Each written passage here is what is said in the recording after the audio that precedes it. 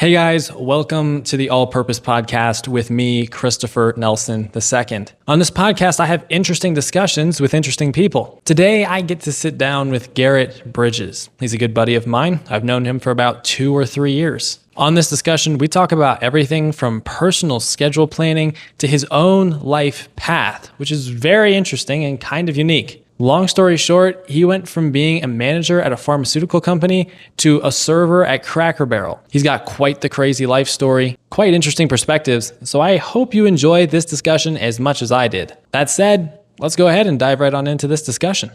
Welcome to the pod, bro. You've been wanting to do this for a long time. Yeah, how long we talked about this now? Like 18 months? It's been a while. It's been a minute. It's been a minute. You've been probably most excited of anyone I know to hop on.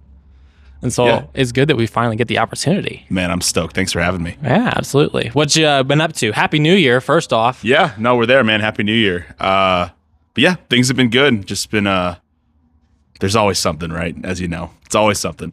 How are you doing? Fantastic, man. Married life is great 4 months in. You know, can't have zero complaints about this living situation. It's actually the first time I've lived outside of home. So that whole life change that happened last year, kind of crazy to say. It is a loud change when you leave home. Yeah, for sure. And especially when the first time you do that is getting married and living with a person that you've been dating for a little while. And you're like, okay, this is the person I want to spend the rest of my life with. Completely different situation for sure. Yeah. No, I'd love to kind of hear your perspective on being just a 22-year-old guy, married. You know, you already finished college. You're a government accountant. You're doing a lot of things. So just tell me kind of what life looks like for you, what the perspective is of doing stuff like a little younger than others, but you have a lot going on in your life. So like, how do you manage all that? Yeah, I did knock out some of those life levels a little bit sooner than most people did. That's a gift, bro. Yeah, awesome. Hey, it is. And we thank the Lord for it as often as we can. So, and it's good right now. I think the most exciting thing about life is just, at this point in time, is just getting a ton of knowledge in each of those different areas. Yeah. Because I like seeing the bigger picture. That's just generally the way I see life. And so being involved in all these different disciplines is kind of fun for me because I get to be able to not only grow my own skill set, but also better understand how to relate to people in each of those different areas. So, I mean, we could tackle any one of those specifically if you want to. Which of those different aspects of the way I've described myself on this content? Man, I want you to lead. Hey, you lead, I follow, man. Whatever you got. I guess first, you're married early. We get told a ton. Getting married early is bad. Getting married fast is scary. You guys didn't necessarily go fast, but like you guys are young, right? So like, obviously the day-to-day changes are significant, but just tell me how you navigate a really young marriage. Yeah, that's a good question. Well, we did kind of move a little bit faster than most people, actually. Yeah, you guys still do go pretty fast. It was not necessarily out of the ordinary fast, but the way we did things was a little bit unique. So I met her last year, 2 years ago actually now, because it's 2026, June 2024, and we got married August 2025. The first 7 or 8 months of that was just us barely knowing each other and having casual conversation.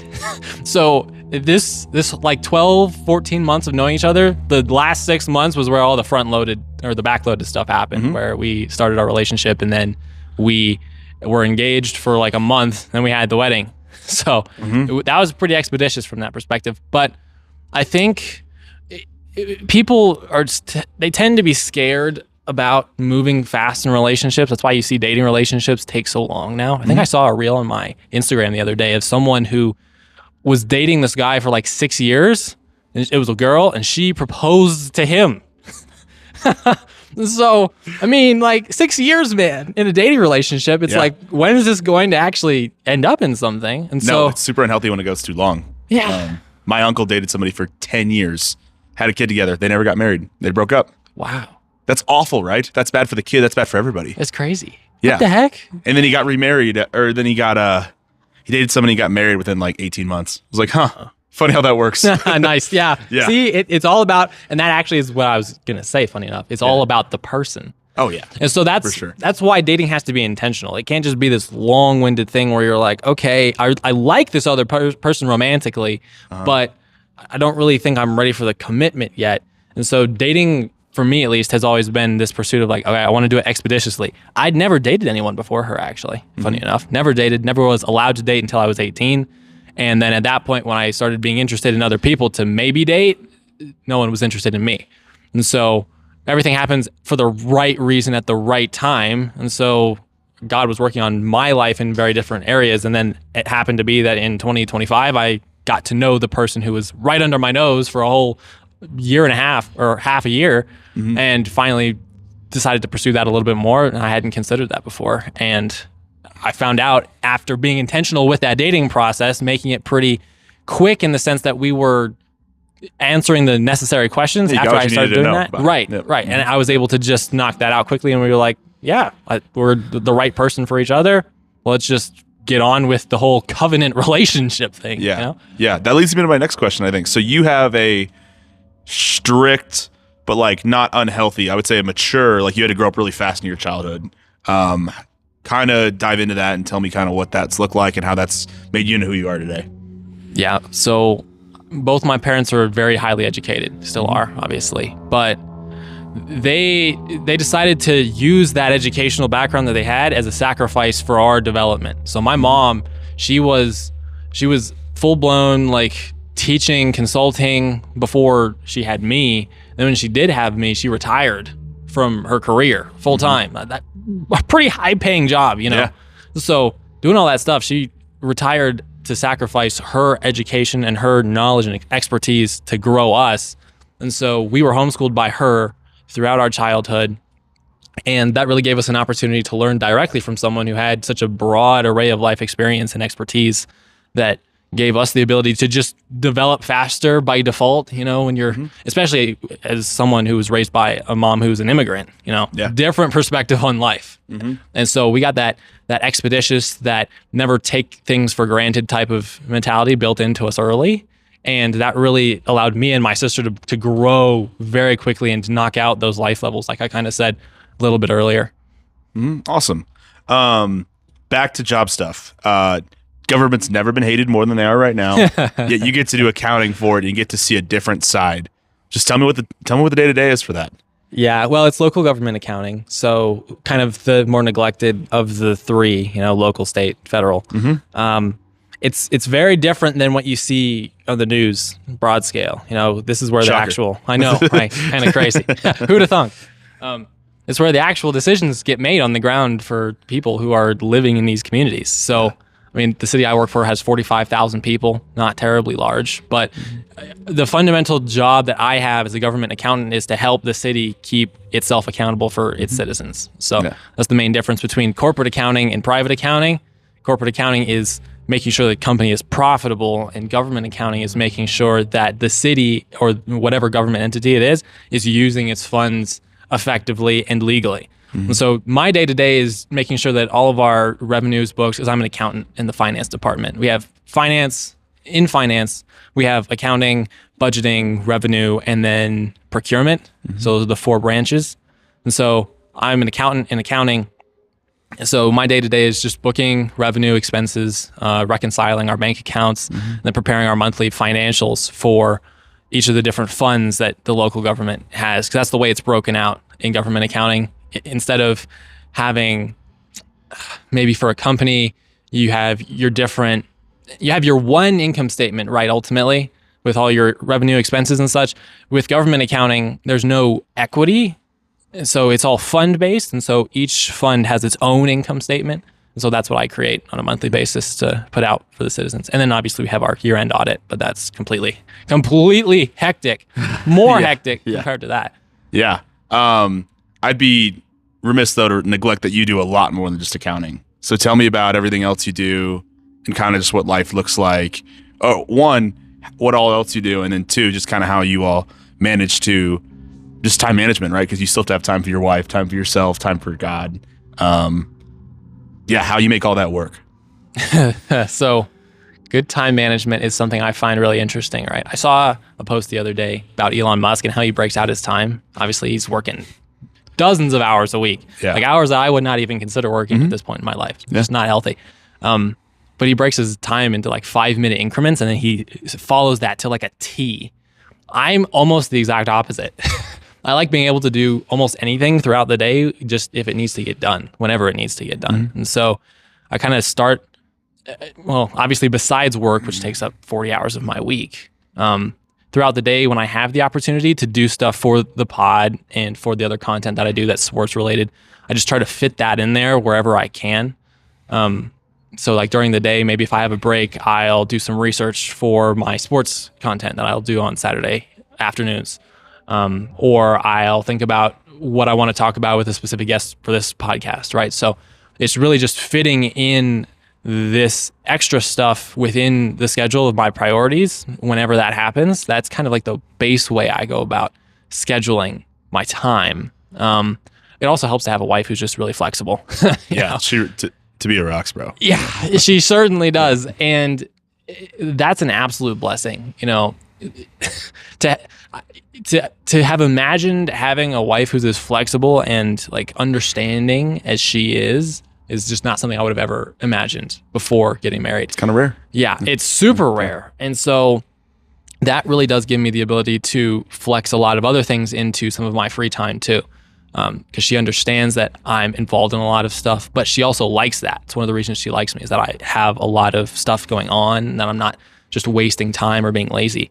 And so to her, that's actually a good thing when she sees me involved in all these other activities. So she, like I said, that flexibility gives me time to do some of the other stuff also, like participate in men's group on a Wednesday evening after work, after a long day. She doesn't see me for 12 hours on Wednesdays, 12 straight hours. And so she's not working right now. She's at home most of the day. And so she kind of gets lonely, right? But she makes that sacrifice because she understands the value that I provide to those circumstances. And that's just one of the reasons she appreciates me.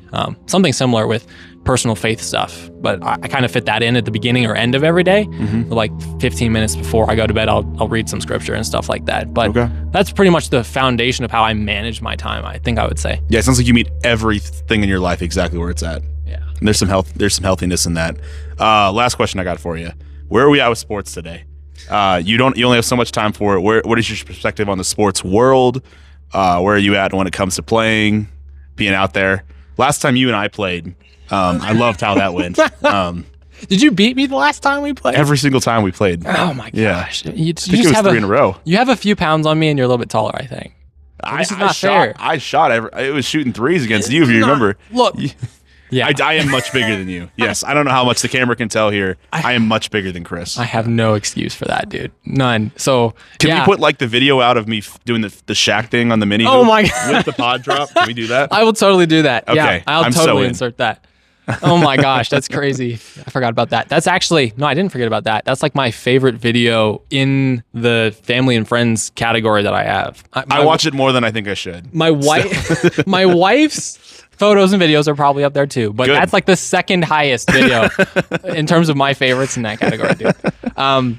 Yeah, that's the one thing I've probably not been taking advantage of as much as I probably should have is like physical activity and stuff. Because I used to compete in tennis, obviously, in middle school through high school, like 6 years. I was super competitive, like traveling competitive, and got pretty good.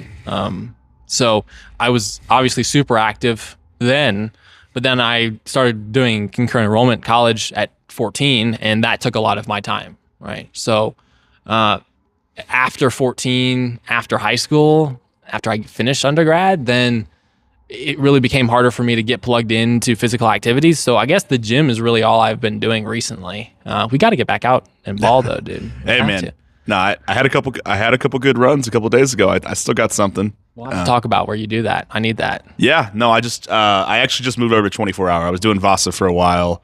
Vasa's a little preppy for me with the people that are there, sadly, just in the workout scheme. And then the courts are just kind of a mess. 24-hour has better runs. And it's a little more spaced out, and it feels like it's just way easier for me to do whatever I need to do on a day-to-day basis. Yeah, that's good. That's good. I think we used to go to 24 down in Castle Rock, which you go to 24 over here, right? I go to the one in Aurora, so that's where I'm at right now. You drive all the way to Aurora? I live in Aurora. Yeah. Oh, we're gonna have to talk about that in a second. We haven't talked about this in a long time. Yeah. But yeah, that's really all I've been doing is just some gym stuff with Tabea, and that's about it. But I do need to get back to being an athlete because that was a huge part of how I developed my perspective on life and stuff. As far as professional sports go, I mean, mostly I'm a basketball, baseball, football guy. So probably in the order of baseball, basketball, football. So off season for baseball's kind of been pretty interesting. If you're a Rockies fan, also kind of interesting, but not for the same reasons it might be for other bigger, more notable, successful franchises. But it's been good to follow them, especially with the pod. It's been good to start doing some sports content again because that's something I follow closely and haven't really talked about consistently in several years on content. So that's been tons of fun. But I mean, baseball will be interesting. It'll be interesting to see if the Dodgers can three-peat. I don't know if that's possible, but... Yeah, and it's sad to think that that's, even though that hasn't happened in forever, that might be awful for the sport because it probably leads to a lockout if it happens, which is scary, right? Like, I think that's a good thing for there to be dominance again. But what it leads to are these questions and owners just like saying, oh, I don't have any money anymore. I don't have that kind of money. Like, they just don't have that money. They all do have that money, and they just don't spend it the same way. They don't want to. Yeah. That's understandable. Like Mr. Monfort. He's certainly one of those people. If there was a more frugal owner in all of sports, I would love to meet him or know of him because I don't think there is. Jesus Christ. Well, sure. I don't talk about sports owner, but well, owner of the universe is a little bit different. Yeah, certainly. Owner of I stretched that out a little bit, no doubt about it. Yeah, so I mean that's interesting. We'll see how that goes. Basketball, my poor Nuggets, man. They're down 4 starters. Didn't I always tell you MPJ was way better than people said he was? No, well, see, we knew that here. That's what was so annoying about him being here is that he was so good. You make him a 4th option, what's he going to do? I know. It's not his fault. He had tons of potential, and he never got much more than 4th option looks. And so now he's thriving on a bad Brooklyn team. You know what? I think they would do over if they got to do over for that trade. They would not have done that trade, bro. No chance. No, look, they would have had to because if you see right now, we're missing so many people. The only reason we're not completely tanking all these games is because we have the depth that we got by freeing up his cap. He was completely overpaid for a 4th option. It's like $37 million a year, and we got Cam Johnson, better defense for like $16 million cheaper, and then we went out and we got. And he scores 8 points every other game. Right, he does. That's true. Yeah. He's not playing as well. But then we got Hardaway with that freed money. Hardaway's been fantastic. He's been incredible. You just know, though, in a month or 2, he's going to shoot 20% for 15 games in a row. He's done this his whole career. I would love to ask him if he's ever seen more open looks in his entire career than he has this year. Well, there's no chance. He played for the Knicks. Exactly. So hopefully he doesn't have that massive drop off. But him... And what you got with Val and Bruce Brown coming back, that was super helpful. We have the best offense by rating of all time. No, it's a much deeper offense. They try different things now because it's not so dependent on the starters anymore. But I just don't know if they leave Cam Johnson open for threes in the postseason, how that's going to go. We'll see. MPJ would score 30 on the Lakers. Is Cam Johnson doing that? No. The answer is no. That might be the first round matchup, right? It might be. Well, it depends on what happens with LeBron. I can't believe they got up to like the 3rd seed at one point, didn't they? Yeah, and they've dropped. I mean, they can't play defense. Fine. You and I could score a few on those guys right now. Yeah, it feels like that, huh? Yeah. And then Broncos are exciting, obviously. Yeah, super excited about that. This team is weird. I don't think I know how to evaluate this team. They really, honestly, should not have lost any of the games they played this year. They didn't trail in either of their first 2 losses. I would say the Chargers just outplayed them. That's probably it, though. We were beating them till the last 5 minutes of the game. I know. And we never trailed. Herbert was awesome. Never trailed in that game. No, it's crazy. Okay, and then the Jaguars game is a little bit different. They're allowed to slip up. They did not come to play that game. They were missing field goals, fumbling, read option handoffs. That's just Bo was so good 2 weeks in a row. He was going to have the down game. He was too good almost. That's fine. And then they had even the way the Jaguars got some of those points, like with the 3rd down where Lawrence got absolutely clocked because they didn't hear the whistle get blown. That led to a touchdown. We missed a field goal, so that's a 10-point swing.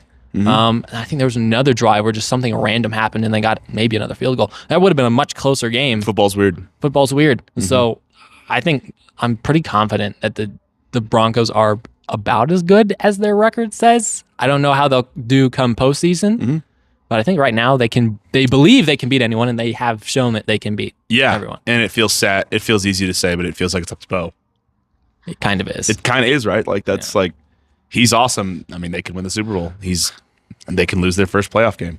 Yeah. That would be awful. I mean, it'd be like the 2012 year when they lost to Joe Flacco, and that never should have happened. That was wild. Yeah. That was insane. That never should have happened. No, it shouldn't have. But yeah, that's as far as sports go.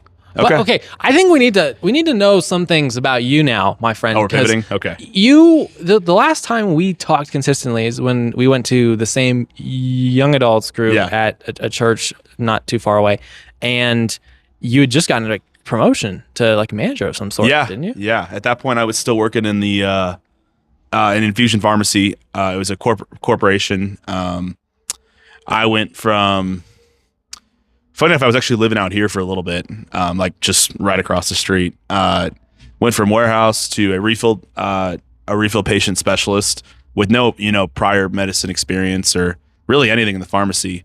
And I just worked really hard. I found a passion to be able to take care of people. And I got promoted to actually run the refills for the entire nation for a little bit. So loved it. It was great. The problem with that promotion is we went public and we basically made our process from local to national and totally stopped taking care of people. So I did it. I did my best with it. My team consistently was performing still really well. But we had people even just above me that couldn't even do what we asked my techs to do. And it became to a point where it didn't make sense morally anymore because we were having people miss doses. We had a couple die. It's just awful stuff, like stuff that I could not really wrap my head around. So I left that industry October of 24. So I guess that now was forever ago. Yeah. Right.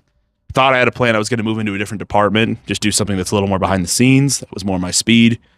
Turns out after I got the transfer approved, they backed out the day after my last day at the old job. So I basically was just jobless for a little bit. Tried to do insurance, was not my cup of tea. Did some junk removal stuff, just stuff on the side, DoorDash, anything that would keep me alive, right? Eventually I got a serving position at a Cracker Barrel that opened up down in Denver. Wouldn't say I loved it, but the money's good. And then I kind of positioned myself where, hey, this is tough, but let me do something that seems more people oriented again. And I got a position, or I know a friend that actually that works at a credit union, and he's a business development manager there, and he got me an application, and that's been going super duper well. Been doing that since July, and now I'm actually a business consultant for the credit union. And funny enough, we represent the Broncos. So, like us talking about the Broncos is important. It's good for business. I'm not even a Bronco fan. As you know, I've moved around a lot. But it's fun and important for me to stay into it because that drives so many conversations I have at work. And really excited for what's next, for sure. Interesting. So you went from a manager in a pharma company to a server at Cracker Barrel? A humbling year. and now back to a business consultant. Yeah. So we worked our way back. Nice, dude. Man, it was hard. I've never seen God provide financially like He has in the last year. You have to max every credit card. I had to just be really frugal in ways that I already was pretty frugal, and then it just different level of it for sure. But yeah, what a gift! Honestly, it was so much fun to do what I did. Until the job became something else. And then now I get to be in a position where I'm told I'm a salesman, but really I just get to take care of people financially. I'm sure you can kind of understand that a little bit too. Yeah, for sure. Wow. Okay, so I have to ask you about the pharma story a little bit more because pharma is one of the big three aspects of American healthcare. Gets so much complaint from a lot of people because the system is really quite broken. You have insurance, you have hospitals, then you have pharma. Pharma is crazy based on what I've seen. I mean, like, it's the same drugs going everywhere in the world, different prices charged, especially here, the highest of all the different countries by far. It's not even close. Even in states, the prices vary. Like if you're in Michigan, like northwest part, a drug could cost like several $100s, and that same drug in the southern part could cost like several thousand. It's crazy. Yeah. What are some interesting things that you learned about your time in the pharma industry from a production perspective or from a service perspective? Any aspect of that industry? such a unique opportunity to take care of people, just to be with them through, even though it's just a phone call when I was talking with patients when I was a specialist, and talking my team through the process. Man, they are down in the depths. This, just to give you a little more background on what exactly it was, it's infusion pharmacy. So like IV meds, stuff that as soon as it hits your arms, it's so cold, it just takes you out. I mean, these people are dealing with cancer, broken legs, all these crazy things that like just normal medicine, just their bodies are not responding to. They need somebody so bad. I even got the opportunity to, pray with people on the phone. Like, what a gift. What a way to glorify God than just be present with people who need it more than anybody. Again, doctors, there are doctors for the sick, not for people that already figured it out, right? And this is just to get back to Christianity a little bit. But nice. No, man, it was such a blessing to just see those people, because you know what? The truth is, everything you hear about pharma is true. Every single thing. The way insurance works, the way it doesn't work is painful, even for the companies that, I'm trying to check to see, hey, what works for this, those type of things, like dose wise, making the drugs, which sometimes I had to go in and help and do. It's kind of stunning because like I said, it's painful. Just kind of get to see the whole process where you are helping people, but the amount of money we charge is out of control. No doubt about it. It's high dosage medicine, so that comes with a high price. There were certain things that were 2,000 a milligram, which is insane. A milligram, yeah. So it's painful. But at the same time, I just got to be there and be present with people, and there was no better opportunity because they needed that so bad. I had to be the positive in what was a really life-altering experience for a lot of these people that are on these things. Some people don't make it. Some people are on this stuff for decades, and some people are on it for 2 weeks. So it's really all over the place, and that's why it's so awesome to get to meet people where they're at, for sure. Yeah, great opportunity to serve people, like you said. Very interesting. And then you actually ended up serving people when you went to Cracker Barrel, literally, in a different way. No, I literally was serving. There's actually, I hope nobody looks this up that's looking at the pod here. I am on the Daily Mail's TikTok for when they did the rebrand. Are you really? I am in the background behind a window serving somebody. That's so random. Somebody showed me this, and I'm like, oh, you got to sue. I'm like, I'm not suing, but this is hilarious. And any way to connect to my teenage sister, right? And that's the yeah, right. There you go. Anything you can do. Way. No, serving is fun. Serving is a new experience for me. It also just you see why people are so tired and just beaten down in an industry like that, for sure. Serving's hard. It's hard stuff. Not the actual day to day, but just the stress, nobody's ever happy while they're there, that type of thing. But we have to bring it 100% for our guests, and that's just an opportunity for me to grow in peace and patience and things that those are 2 of the 3 probably worst things I'm at in life. Just being peaceful, being patient. I'm too competitive, I think, a lot. You love to be competitive. Yeah. It's something I've worked on. But those are awesome opportunities to, be on my feet, get crushed, and praise God later that I got through it. Yeah, absolutely. And then you've got the stuff you're doing now as a business consultant. We've kind of talked about this throughout, though, and this is kind of what I'm interested in talking about, because I think this is what we've talked about least of all the things we've ever talked about together, is the faith part of just life in general and your perspective on it. I think people fall into 3 categories. I think they fall into the category of philosophy, religion, or theology. Which of those 3 do you feel like you align with most, and what are just some general thoughts that you have had recently related to whatever thoughts you've had in those categories? Well, it's a loaded question, but thank you for asking it. I feel like it can't be religion, because I don't think what we do is religious. I think it's a relationship with God. I think it's proven out in the Bible, and it's proven out in how we live our lives and how God wants us to, love others. I guess I'm probably closer to philosophy. You and I have again, we've joked so many times over text, like we actually haven't had a ton of theological conversations. Right. We talk about everything else ever under the sun. Philosophy for me, it's probably closer just because that's like how I pursue the day to day. I would say, for me, again, somebody who struggles with like peace, my day cannot start without a chapter in the Bible. I will not do anything. It can't. It's a chapter in the Bible, 10 minutes of worship music. I pray, and then I get up and start my day. Because everything is going to win unless I do that. And that's just where I'm at. You start every day that way? Every day. Wow. Mm-hmm. Yep. If there's the days that I'll sleep in, I'm not starting my day. Like, again, I'm not getting out of bed until those are done. So that it has to start there. It has to start with me loving others really well.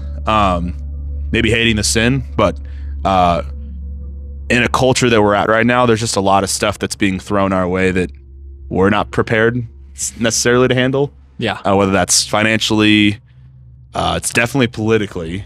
That's a loaded topic probably for another pod. Real.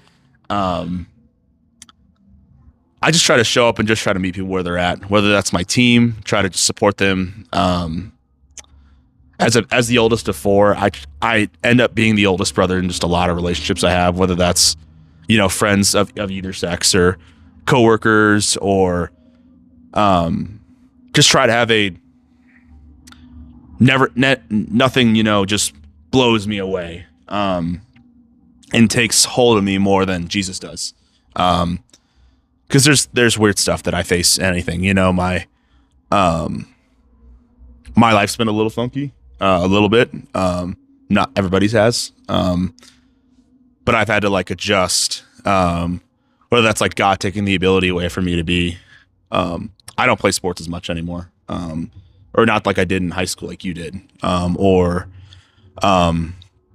I can't do the same things that I did when I was late teens, early 20s. Like my metabolism just like kind of slowed up. I fractured my ankle when I was in high school. You know that. There are like things that like limit me. So like I've had to shift my focus really fast. I've had to grow up really fast. And yeah, just I think the only way I'm able to do those things and take on like struggles is just letting God in. So for me, I would say closest would be that philosophy of just like starting my day with Jesus, constantly praising Jesus, and just trying to love others like he would. I'm not always perfect at it. None of us are, but that's my best. I give it my best effort every day. Yeah, and none of us ever will be in this lifetime. I think that's the most important characteristic that people tend to forget about quote unquote Christianity. I hate using that term because it's been manipulated so much in Western civilization, especially. Yeah. But yeah, that is something that gets missed a lot. But you also said something about us not really talking theology a lot. Mm-hmm. I think the relational aspect and focus on Christianity tends to fall into the theology category. Mm-hmm. Because at the end of the day, religion is very ritualistic. It's like giving sacrifices in some way to some sort of deity. And so if you're not doing that, but you claim that you worship a God and you have a relationship with that God that's a personal, loving one, not like a sacrificial one, and you have a lot of explaining to do. Yeah. Because it's like, how do you do that? It's so funny. First century, Christians actually used to be referred to as atheists because the pagans were going to their temples, they were giving their sacrifices and stuff, and that was how religion was done. But then you had these Christians who didn't have temples, they weren't giving sacrifices, and the people at the time were like, you guys are religious? How are you worshiping this God? What? You're not doing anything. There's no way you believe in a God. Otherwise, you would be doing all these other things. Yeah. And so I think if you emphasize that relationship, like a lot of non-denominational Christians do, you fall in that category of being a theologian somehow, because all you're talking about is God's relationship with reality. Yeah, if I'm not living out the Bible, then what am I doing? Exactly. Right. It's funny that you say that because that makes me think like, we're not the most devout, religion or relationship anymore, because of all these subcategories of religions that exist, with just how Mormonism has evolved, Catholicism has evolved, Islam has evolved, into these places where it's now some of those are political conversations that are not fun. Some of those are, hey, we believe this so firmly that nothing else can exist in life. And that's actually how we're supposed to believe, but the way it's presented by other, these subtypes of Christianity is literally pulling people away from church. And I'd love to kind of hear you speak to what you think's going on with that and kind of where we're at with all those things. Yeah, well, in the Christian church in particular, I think the largest issue that is the foundation of all the other issues is just soft theology. That's something I've personally realized over the last 2 years. Doesn't every big church feel like they have to do it now? Well, they have to. Yeah, of course, because that's stinks. What people want, right? Yeah, it stinks, but that's where every big church is. Yeah, it is, because people don't come to church for the godly knowledge and truth. They come for the experience, the emotional experience. Yeah. And emotions are part of us spiritually. Okay, that's a different discussion for another time. Out the breakout, at least my perspective on the spirit, mind, soul, etc. But emotions are fine. They're part of who you are as a person. But when you're making an appeal in the body collectively of church, of people who are professing faith in Jesus Christ, the emphasis should be on growing our understanding of the truth. And we should be singing that out in our worship. We should be preaching that from the pulpit, but we're not doing that because we've catered to the experience for the sake of being quote unquote seeker sensitive. And that just causes a lot of issues at pretty much every level of the church: youth, young adults, big church, everything. So you see those issues caused, and then you see a lot of people be very hesitant to go to church because it's like, well, either I'm going to walk into an environment where it's all ritualistic and it's very moralistic, and if I don't do all these things, the God's going to hate me, or I walk into a church where it's just all fun and games. It's just an experience where people are singing about this magical we have man in the experienced sky. a church together that is very performance based. Not to say it's fake, but like it's about the lights, it's about the laughs, it's about the fall on my knees before you. And those things are not bad by themselves, but they are bad if that's most of what the Sunday experience is, right? Even then, I have zero issue with rocking out. Believe me, I would be at the forefront of the creation of a church that sung solid biblical truth, that preached solid biblical truth, and that had an absolute banger worship set with like a concert type of vibe. But it's about the truth element, I think, for me. I'm saying like those things shine above the things that actually matter in our Sunday. Right. And that's why it's scary.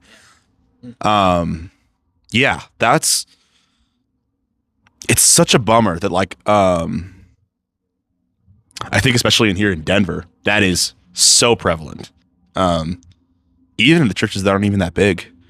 You know what? Let's go into that though. Tell me about why you go to the church you go to, and kind of what excites you about and what fills you up at your church, for sure. Yeah. So after getting married, before getting married, I met my wife at Mission Hills. So that's one of those larger churches. I think they're technically qualified to be a mega church based on their attendance weekly. So we went there. After that, we kind of felt like we wanted more personal connection with the people in the church, and that's harder to get at a larger church where there's just a larger number of people, larger number of programs, and generally people who are there are not as grounded in their faith. They're typically newer to faith or more casual in their faith. So when we got married in August of 2025, I have to say that now, we're in 2026. It's so weird.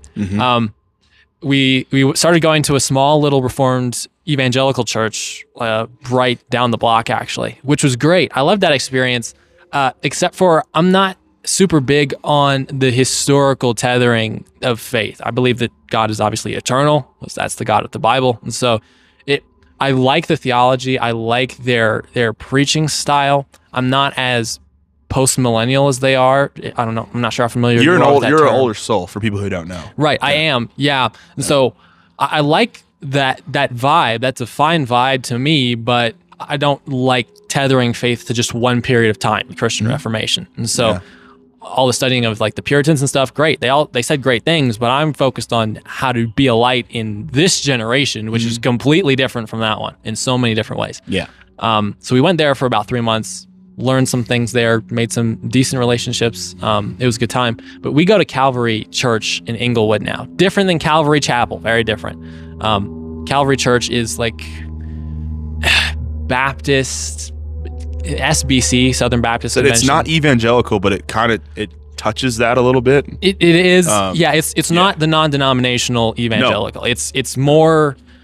It's just Baptist. That's what it is. Yeah. They tilt Calvinist Baptist though, which is like with a smaller proportion of the SBC, and so there's a lot of focus on the sovereignty of God, his influence in our hearts, and the response to what He's doing. Less of an emphasis on us just being autonomous creatures who can create our own destiny and make decisions and stuff like that. So we like that experience because it's very biblically grounded. They walk through Scripture every single week. So the last time we went, they were in 1 John. We haven't been in a while because of the holiday season, but they're just walking verse by verse, extracting the truth concepts in context and just feeding the body with that understanding. And that's what church is. It's also interesting to me the way they have their church set up with their elder board. That's obviously a very biblical grounding, but you don't see that a lot in Protestant churches today. There's usually, at least in the non-denominational sector again. So you have the guy who's like the main pastor, the senior pastor, and then you have like the associate pastors who are kind of like under him in some sense.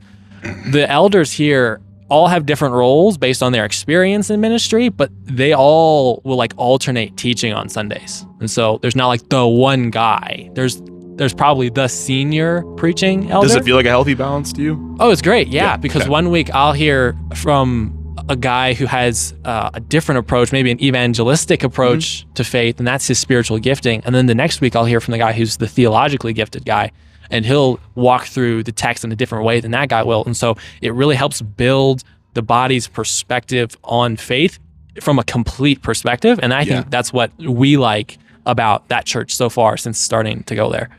Okay, that's good. Man, I think you answered my question pretty well. What you got? Yeah, fair enough. Oh, man. So we talked about which of those three categories you fall into. I'm curious what an interesting thought that's crossed your mind, whether it be in study or in worship, that is just like wandered through your mind recently is about faith. Yeah. I think it's actually going to go back to kind of what you answered about why you go to the church you go to. I would love to know why nobody preaches out of the Bible anymore. Nobody does. Nobody. It's always, it always has to be a commentary that's not always rooted in faith. And I've had like this just juxtaposition recently, like every church I've been trying recently. I was staying in the same place for a while. You know, I left ALC, I think officially it would say like June or July. And then I tried Cherry Hills for a little bit. Like a really healthy community of like young adults. It's an older group. It's like better for me. But like the ministry is not poured into by the church. And I feel like where I'm not really being seen there at all if that ministry can't be filled. And at the same time, I heard a 6'7" joke in a sermon. And I just could not tell you like how much that like terrified me. Like where are we, dude? That was the turnoff. The 6'7". So when I've gone to the Heights, yeah, it was insane. Like I've already heard that too much. I'm a young life leader too, so I already hear that joke too much. Leading high school, I've heard that too much. Leading middle school, I've heard that too much. Those type of things. I was just like, where are we in society by hearing that? I've been going to the Heights more recently, and dude, the first thing we do is we open up. And he has his Bible open the entire time in his hand, not just sitting over there on a stand, not just on the screen. It's in his hand. Why can't we do that anymore? It's a great question. Maybe you and I will just have to be the catalysts. That's probably a 3-hour text conversation for us in like 5 weeks. I think that's probably what that turns into. How are we going to change the status of 21st century Christianity? Yeah. Yeah. I was stunned by that. When I saw that at the Heights, I was like, this is so pure. This feels so what like God wants from us on Sunday. And why do I see that nowhere else? Nowhere else. Any of the churches I've really gone to since It's probably been 3 years. And then even when I went home to see my family for Christmas. They did not do that. The church I used to go to in Illinois. And I was like, man, I really miss that. Maybe they're worried about us being the pew church that sings hymns all day. And, that type of church is hard to exist in this day and age. And some of that I understand. Some of that stuff, I mean, a lot of these hymns have been moved into songs and it sounds awesome still, so I don't know why we can't. Again, maybe I'm too old soul too as well, but I just miss the days of opening up the Bible and really going right out of the Word, really analyzing, going for the pretext, what it leads into, in a real application that is not just so broad. It's like anything in the universe can turn into something like that. Our application points are so broad now in every sermon. It's so tough, bro. Because I've always, tried to pray like not in one ear and out the other. But I get why it happens now. I really do. Like, these things are so. And I think pastors are painted into a corner a little bit too. I think that it's, like you said, it's really hard for them to dig into where they need to dig into. But I just miss that day and age where we can do that. And I was thrilled to be around that again. So I don't know if you have any thoughts about that, but that's kind of where I'm at. Yeah, it's interesting. the broad applications for sure, man. It's painful. It's so painful. Well, I mean, that's really where you end up when you stop walking through the text. Yeah. Right? Because now you have to take smaller verses here and there, and you have to try to make them sound motivational to your audience. Then it turns into a fabricated childhood story for the pastor, and then it goes to application, right? Sure, yeah, that's definitely part of it too. Yeah. It's like it gets thrown around a lot. It's like, well, we're becoming too man-centered as a Christian body in 21st century America, and it's like, yeah, there's some distinctions to be made there, but overall, yes, when you're starting to give people broad motivational takeaways that aren't grounded in scripture, that you just end up not fostering a body that's grounded to take on the challenges of this day and age, which is the most important thing. You were created here for that reason. Question for that though. I used to roll my eyes and kind of giggle when people would say there's like a revival going on, but I actually am starting to see it. Oh yeah? What do you think, even in a day and age where I guess, again, I was just talking about how I think that there's a lot of stuff that's watered down. Why now is like our generation, or we're close. We're in the same generation, I think, but like just barely. What generation are you? Well, how old are you? 26. You're like 20. You're 26? Yeah. Did not know that. Sunday. It just happened. Oh, yeah. Okay. So like this last Sunday. Yeah. Oh, so you completed another revolution around the sun recently. Yeah. I mean, I'm like an adult in every way you can possibly explain now. There's no way. I mean, I can rent a car. I'm on my own insurance. Wow, dude. There's nothing to hide behind my parents for anymore. Exactly. Yes, we are in the same generation. Yeah. So back on point. What were you saying? How is this revival happening when we live in such a wicked society? How can those things both exist at the same time? And so here's what I think about this, because seeing this through the lens of the end times is kind of interesting. Mm-hmm. That's a fun topic to discuss in many Christian circles today. That might be our next pod. Yeah, right. Exactly. My particular perspective on the end times actually is the one of the 3 or 4 main ones, at least talking about the millennium, when Jesus reigns for 1,000 years, 1,000 years, the nature of that, up for debate. The perspective I hold there is that we're in the church age now, obviously, and this is that symbolic 1,000 years. And over time, those who are supposed to come to Christ, who God will save, will continue coming to him. So that number of people worldwide continues getting larger. At the same time, society gets more and more evil. And so this is really the beauty of reality through this particular perspective. And I also think it's biblically grounded. Mm-hmm. But what you really have here is you have more and more people coming to Christ. Millions, billions of people probably. There's a large multitude. That's what Revelation 7 says about who's in heaven.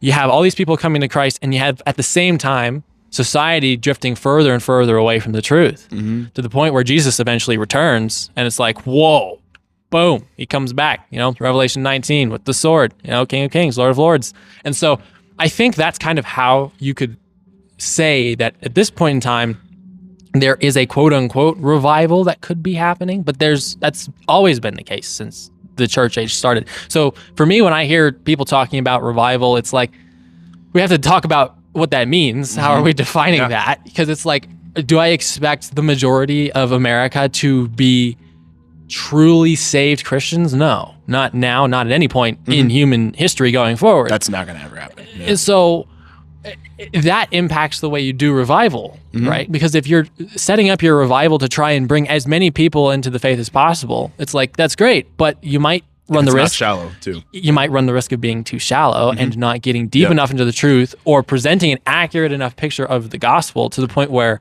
you're just creating ultimately false conversions. Yeah, because we've also both been like, I want to word this like really carefully, like not supported through weird things by churches, right? I'm not going, I got to go that broad to protect us here. Sure. But like, man, I see a generation that like drinks less. There's stats about that. That's a huge thing. They're now at the same time, they're vaping way more. So there's that. But they're drinking less. They're partying less than any other generation, almost combined, since like the 60s. I see a generation that, I see more people yearning to find something in life that's not what they've been told always should exist. And I think that's a really good start. Now it's important on us as Christians to continue to develop those people and bring them into where they need to be, which is a place where they do everything they can to glorify God every day.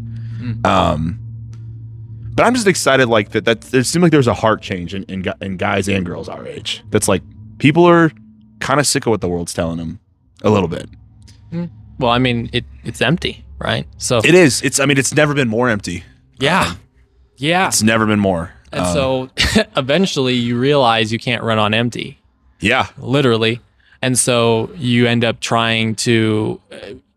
approaching different perspectives like faith, like Christianity, from a more humble perspective. And it's like, well, at one point in time, I never wanted to have to follow all these rules or worship some God, but I haven't really seen anything else work that I can do. And then so that type of perspective could draw someone to the point where they're like, hey, maybe there's more truth to this Christianity and Christ thing than I initially thought back when I was like, okay, the world can give me all that I need. And that's what's interesting to me. I asked the question earlier of what's a thought that crossed your mind, because you said something about all the different gods that people have, all the different religions and stuff. That's actually a thought that I'd had recently that came across my mind. So, I had the Faith podcast. We just wrapped that up at the end of last year. That was fun while it lasted, but we wanted to do some different content. At least I did. And then my co-host ended up getting more involved with Calvary. We go to shout out our guy Nick. Now. Shout out Nick.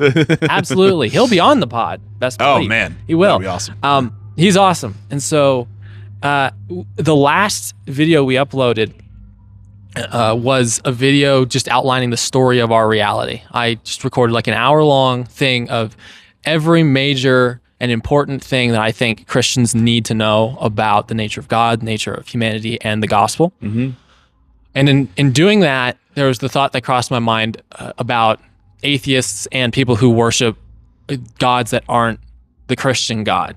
So for atheism, I think the thought that crossed my mind was that atheism doesn't make any sense. And the greatest argument for that, I think, is the moral argument. A lot of people don't really like that. A lot of atheists don't like that. They're like, no. Okay. Well, and they can make a decent nobody argument. wants to hear their life's pointless. Right. And that they're being held accountable by a being who created them. That's also why people are atheists. They don't have to be held accountable. Yeah, they don't. For sure. They don't want that accountability. Yeah, but the thought that crossed my mind is like, atheism doesn't make sense because morality is a thing. Every single culture has a moral standard. They might differ in their moralities, but every single people group that has ever existed has had a standard of right, wrong, good, bad, etc. At the same time, we know from modern science that morality and something like IQ, which is tied to material human flesh and construction, are not the same thing. No. Like, even so much so, case in point, You could have identical twins, like same biologically, DNA from birth. Couldn't be different people. Right. They could be separated from birth, and by the time they're each 60 years old, regardless of their personal experience, their IQ will be almost exactly the same. But they can have completely different moral perspectives. Yeah. Walk different lives completely. Right. Yep. And so it's like, well, morality can't be something physical then, right? That doesn't make any sense. Now, the atheist might say, well, we just haven't figured out how it's a material concept yet. Sounds like you have a biological pod coming up too. Right. I'm not necessarily a scientist, but I feel like I've heard enough to dabble. And so that's interesting to me too. Okay, so morality is cross-cultural, and morality is different from something like IQ, which is purely material. Yeah, they've never been more different again. Yeah. And then the third thing about the atheism is that everyone, since they have that morality in them, has this idea of, okay, justice has to be done when people do something wrong, except when I do something wrong, because I want forgiveness, because I don't want justice to be done to me. And so, yeah, we're the high and mighty, you know. That's the natural condition of humanity. Is I want justice done to that person who did wrong to me or to someone else. But if I do something wrong, I want forgiveness. And so, that's literally the God of the Bible. The God of the Bible is just. I talked about that in the last video we did for the podcast. That's why the thought came to mind. Yeah. God is just. That's part of what he loves doing. He's judging the world. At the same time, he also loves forgiving people. He doesn't want to condemn people. He doesn't desire to do that. And so at the end of the day, it's like, okay, justice, forgiveness, this is a cross-cultural thing. No one says, oh, give me justice. I really want justice right now when I did something wrong. And so it's like, okay, we know justice has to be dispensed. God dispenses justice. That's the reason you know that. We know that people have to be forgiven, and that's a good thing to forgive people, but forgiveness has to happen with a foundation of justice. Someone still has to take the penalty for the wrong that person did. And that's where Jesus Christ comes in. So God is just when he condemns people, and he's just when he forgives people. And it's just beautiful. And so for those three reasons, I think atheism doesn't make any sense at all. I'm kind of interested to see what you think about that before I touch on the other gods part. It's not meant for complex thinkers. No. That's really, really mean. Oh, brother. Yeah. You've noticed me be blunt with some sarcasm sometimes. That's something. That's probably the first thing I did. You're like, oh, there's that guy. That's pretty blunt. Yeah. But explain. You have to explain. No, but like it's really funny. So I had a conversation last night at a New Year's party about a guy who like is clearly agnostic, but like is very, in like questions things so much that he can get into his own head. And I recommended him like, hey, either go read or go watch the movie The Case for Christ. Because literally that is a dude who, guys who haven't seen this, it's a dude that cannot wait to prove his wife is crazy for ever wanting a relationship with God, going to church, doing those things, and disproves himself and makes the dude fall on his face. We were literally atheist professors tell him, well, it's even if you like look up the data, my way is not the way. And there's never been more ways to provide proof for who Jesus is, what he's done for us, and the reason why we worship him than today. That's one of the like few benefits of like the internet that exists in this day, is that everything's easy to find. For those that do want to be thinkers, your theory will fall apart pretty fast. It is a layered onion, but when you get to the bottom of the onion, it's black. It's not good. Yeah, nice. There's nothing behind the idea of this world being empty. Even the science theories on. Again, we're not going to go too far into that. Science falls in a certain way, right? There are so many ways that we want to justify being alive. Because we're raised to be selfish. Every single one of us are, even ones in Christian households. That's what we see every day when we go out in the street. But you know what actually brings peace and brings strength through struggle? There's only one thing. It's Jesus. And that's literally it. You can rely on people. That's temporary. You can rely on lust. That's temporary. If you trust God over people, you get to experience peace and what that actually looks like. This is true. This is true, man. I'm not going to drop your mic. Sorry. This looks like a great mic, so I'm not doing that. You really wanted to do a mic drop there. No, I think I did. You can see my eyes. Okay. The last thing I want to talk about then is what you just talked about, Jesus and that relationship. That's the huge element of Christianity that makes it different fundamentally from all other religions. But the thought I had about the other religions that I think just exposes all of them, all the 99% that are not Christianity, is the idea of relationship itself. Everyone who is religious claims to be in some sort of relationship with the God that they serve, right? Whether you're offering sacrifices, whether you are doing all these other things with the rituals, you claim to be worshiping a God who needs and wants your worship.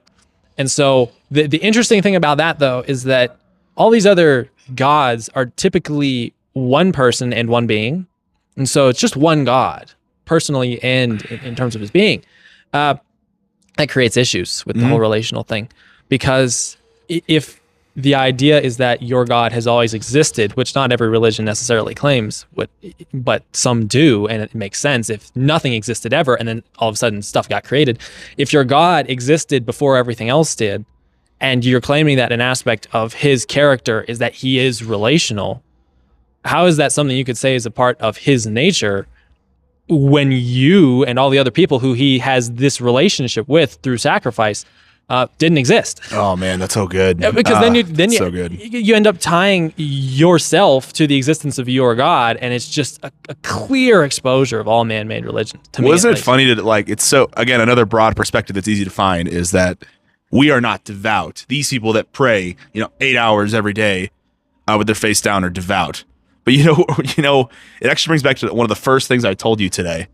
It's a religion. We have a relationship with God. That is religion, and we are called to glorify God, to fall on our faces for him. But you know what?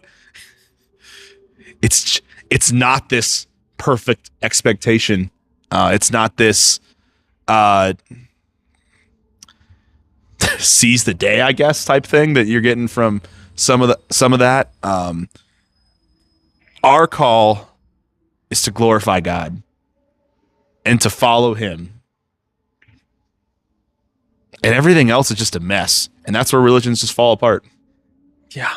I mean, this is true. But that's why we are so blessed to have a relationship with the one God who exists as three divine persons who are all equal in terms of their purpose, their characteristics, etc. Because that's the one God who's worthy of worship, who's worthy of the glory that we give him, because he doesn't need us to exist. He's always existed in relationship Islam, with himself. Yeah, sorry, didn't mean to cut you off there. No, you're good. I think even in Islam and in Judaism, I'm not sure they actually understand what sacrifice means. And because we've seen Jesus literally give his life for us and all that is to come, we get to understand sacrifice. I don't think any other religions get to do that. Nope. Well, not ultimately. Not ultimately. There's, again, I think, and we've talked about this before, there's aspects of that stuff that actually is very true, right? Of Islam, of Judaism, Mormonism, Catholicism. But you can't have pumpkin pie without the pumpkin mix. There are, you can't have a truly good shake unless it's chocolate and peanut butter. I mean, I'll die on that hill. Nice. That's a good hill to die on. It's a great hill to die on. Yeah. My stomach doesn't always love it, but that's okay. I want to close out, since you're much better question asker than me. Ask me what you want. Because I know we didn't get to a ton of life stuff. This is true. That'll be for a future pod. Yeah. Okay. Final question. What's one thing you're looking forward to in 2026? I think we're becoming more relational again. I actually think people have bemoaned and whined and cried about for a while how social media is mostly bad. I think people are actually starting to live that out a little bit. I really do. I mean, there's still the doom scrolling ages. I think a lot of people that I know do. I just notice people that are off it more or deleting it, or the new friends that I find that have only a little bit of followers. I'm like, this guy gets it. She gets it.